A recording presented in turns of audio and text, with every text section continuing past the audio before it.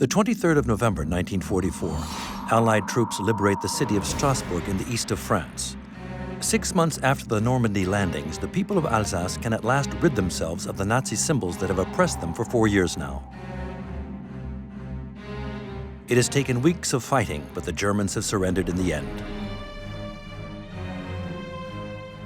2 days later, the tanks are advancing without difficulty, and an American patrol heads a little deeper into the countryside. Its mission is to reach the French village of Roto, 50 kilometers to the west, then to continue up the long slope of the mountain.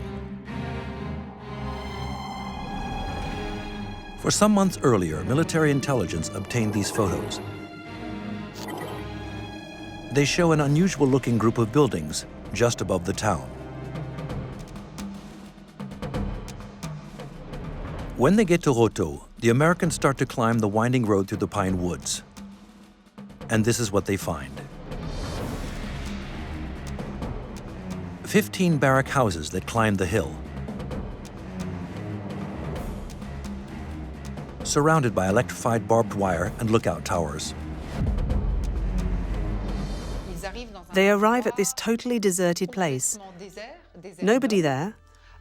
No more SS, no more deportees, not a single body left lying around. No sign of life or of death. And yet it looks very much like these buildings have been the scene of crimes, out of sight. This is a place where not just anyone's allowed to set foot.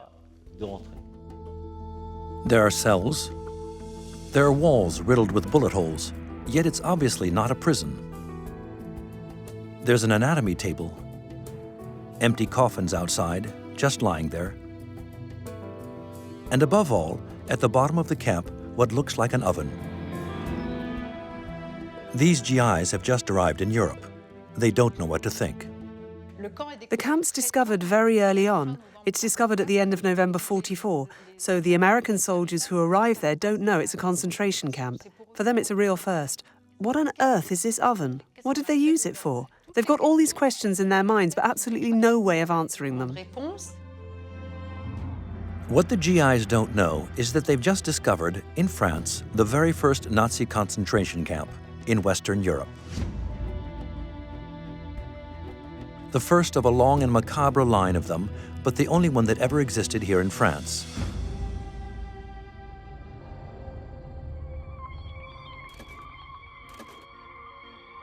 Natzweiler-Struthof, a name, however, that has meant hell for over 50,000 deportees from all over Europe.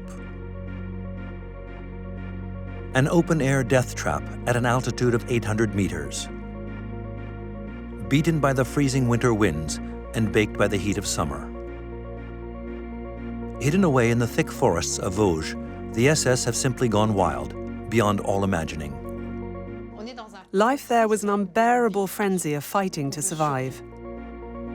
A camp to which fearsome SS chief Heinrich Himmler sent thousands of Nacht und Nebel, or night and fog, political deportees, all of them doomed to disappear without a trace.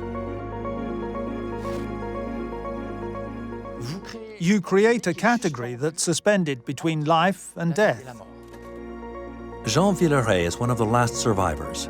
He's determined to keep on telling his story so nobody ever forgets. It was one of the deadliest of the camps. They really just killed people for pleasure. Ernst Sillum remained silent about it for many years, but he's accepted to relive his long-buried memories. It's horrific, having to spend every minute just trying to find something to eat. It kills any other emotion. Its job was to work people to death, but Struthof was a full-scale laboratory for Nazi doctors. One of them, just to create a collection of skeletons, even exterminated 86 Jews in a little custom-built gas chamber. Obviously, it's sheer lunacy. That's what's so monstrous about the whole thing.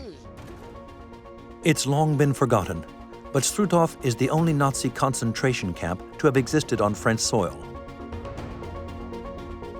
And that is difficult to come to terms with.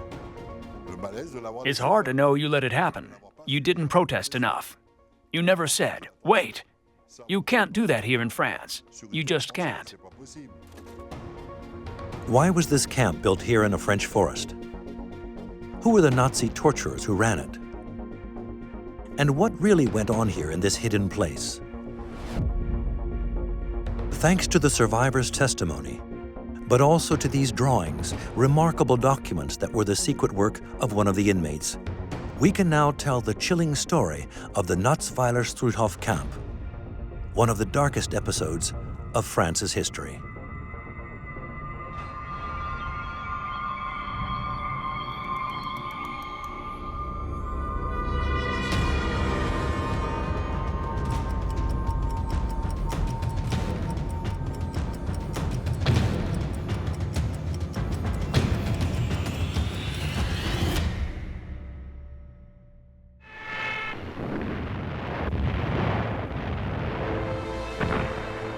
It all began in June 1940.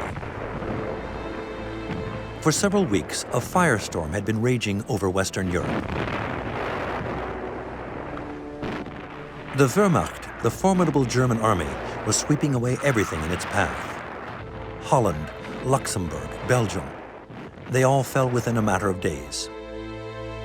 France was struggling to resist. After the German breakthrough in the Ardennes, France's fate was sealed. On the 14th of June 1940, the Germans reached Paris. And 1 week later, Hitler forced the French army chiefs to sign an armistice in a forest glade near Compiègne. From then on, almost all of Europe was in Hitler's hands. France was divided into different zones. An occupied zone run by the Nazis, a so-called free zone that was under the Vichy regime, and the north annexed to the German command in Belgium. That left the Alsace-Moselle region, the borderlands that were so symbolic to both sides. Hitler took it, thus effectively annexing the east of France. Revenge for the humiliation of 1918. A defeated Germany had seen Alsace-Moselle confiscated, and at the time, for the young Corporal Hitler, that had been unthinkable. It had always been one of Hitler's political ambitions to tear up the Treaty of Versailles. He was a veteran of the 1418 War himself, the First World War, and had lived through those years of a Germany in defeat. And the German people did indeed feel that this time the page had been turned on that shameful period of their history. For Hitler and the Nazis, it seemed quite natural for Alsace to be back in the Reich. To make his point, the Führer went himself to visit Strasbourg Cathedral, along with all of his top brass. His plan was a simple one: to make the region German, but also, and above all, to turn these French citizens into Nazis. Annexation is a very different thing to occupation. Occupation means that you keep your nationality of origin. Annexation, though, means you automatically become a citizen of the new country that's conquered you. Not the same thing at all. From that moment on, it's oppression and terror. In just a few weeks, a leaden shroud had fallen over the region. The people of Alsace were all given new identity papers. Any sign of the French colors was removed from them. The French language was completely outlawed, along with any visible signs and symbols. What first comes to mind is the classic French beret, which was now forbidden in Alsace. The Germans called it Geverdummungskappe, which means cap that clouds the brain. The Nazi salute was made compulsory. Children were forced to enroll in the Hitler Youth, and their parents strongly urged to join the Nazi Party. On the least objection, they were sent to prison, to re-education camps, or across the Rhine to Germany. And they just spread their remorseless terror all over the place. The region was at their mercy, part of the Third Reich now, and like all the annexed regions, had to bow to the Führer's ambitions, as well as all his manias and follies.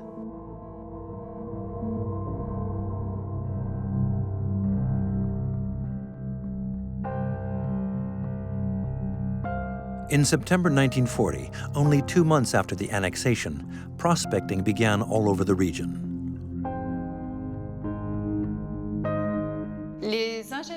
From the moment they'd annexed Alsace-Moselle, SS engineers would start doing what everyone in the Nazi Party was doing, exploiting the country they'd conquered. The SS and their engineers, especially the geologists, were on the hunt for stone quarries. For at that point, Hitler had embarked on a series of grand architectural projects.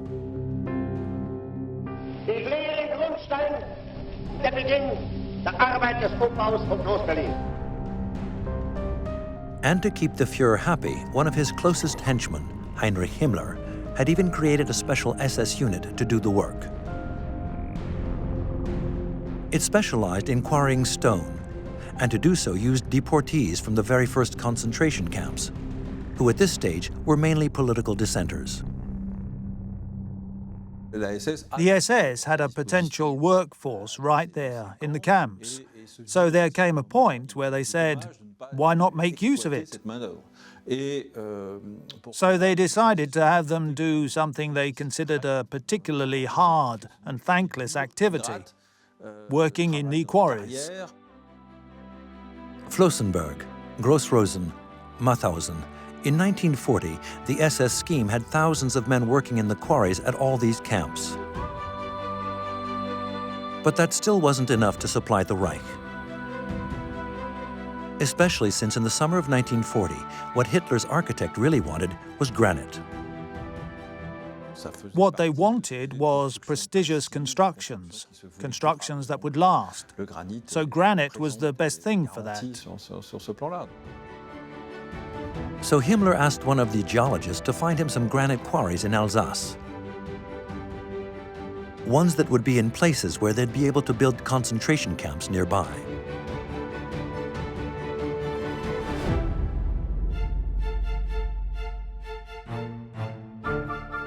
The geologist started searching around and found what he was looking for. In the commune of Natzweiler, up on Mount Louise. A vein of granite, but not just any granite, pink granite. He immediately realized that the Nazis would be very interested in this, so he got straight in touch with his bosses to tell them what he'd found. What's more, not even a kilometer away, there was a farm, an inn, and some outbuildings. A place called the Struthof. It was a place they really loved in Strasbourg, the middle-class elite who liked their sports. It was where you went to have fun with your family, or for the lovely view, or to have a nice glass of Alsace wine at the inn. In 1940, the Struthof was a little paradise in winter for people who wanted to ski or go sledding. In summer, it was an ideal spot for rambles. There was even a nice villa with a pool. But this peaceful resort was about to become an outpost of hell. Because for the SS, it was the perfect place for a concentration camp. The inn was ideal for the guards and the officers. The outbuildings could hold the first prisoners who'd build the projected camp out on the pastures. But it had other advantages too. Down below was the direct railway line to the city of Strasbourg, so they could get their supplies in. It also meant they could bring in all the manpower that they needed. But of course, there was another reason: the relative secrecy of the place. It was nicely tucked away. The SS quickly gave it the green light. There were meetings with all the municipalities at Natzweiler, at Rotho, etc. The mayors were there, the mayors chosen by the Nazis, to hand over the land and to organize setting up the camp. This letter shows all the deals that were made. It's dated the 14th of September, 1940, and is entitled The Granite of Vosges. The SS on-site representative informs Berlin that he has negotiated with the mayor of Natzweiler, who is ready to accept an offer for the occupation of this zone. An agreement could thus be reached for the SS enterprise to rent or buy the land. In the village, nobody was really in a position to stand up to the region's new master.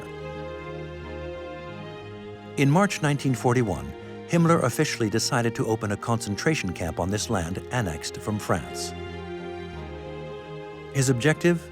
To send political opponents and resistors there. Not to reform them, to work them to death. And he gave it a name, K.L. Natzweiler-Struthof.